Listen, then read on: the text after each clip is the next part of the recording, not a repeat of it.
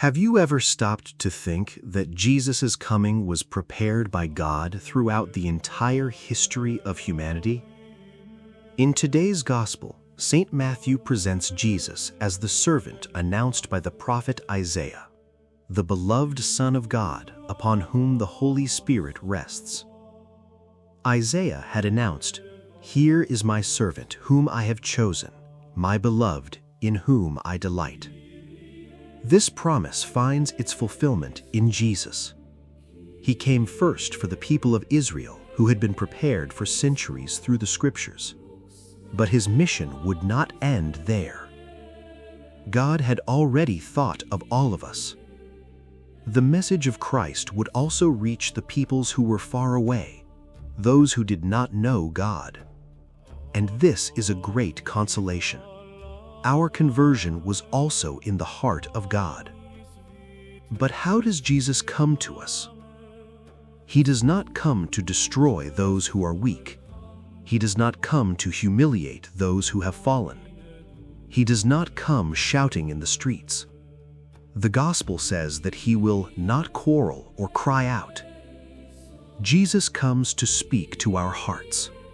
It is in silence, in intimacy, and deep within our consciences that he begins to transform our lives.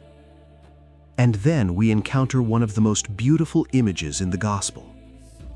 He will not break a bruised reed, nor extinguish a smoldering wick. Imagine a reed that is almost broken. In human eyes, perhaps it no longer has any use. Imagine also a wick whose flame is almost gone. It seems easier simply to put it out completely. But God does not act that way. When he looks at us, he sees what can still be restored. Perhaps your faith is weak. Perhaps you have fallen many times. Perhaps there is only a small desire within you to begin again.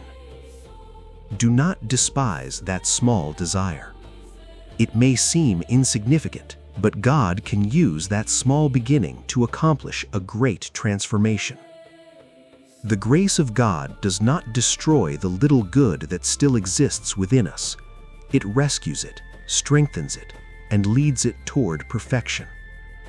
Therefore, do not become discouraged because of your weaknesses. Jesus came precisely to seek those who need to be restored. If today you feel like a bruised reed or like a wick whose flame is almost extinguished, remember, God has not finished his work in you. Allow Christ to enter your heart. Let him heal your wounds, strengthen your faith, and transform your life. The coming of Christ is not merely an event of the past. It is an invitation to a conversion that can begin today. Open your heart to Jesus and allow the grace of God to do in you what you cannot accomplish on your own. May Christ come to meet us, restore what is broken, and rekindle what is almost extinguished. Do not lose hope. God still believes in the transformation of your life. Amen.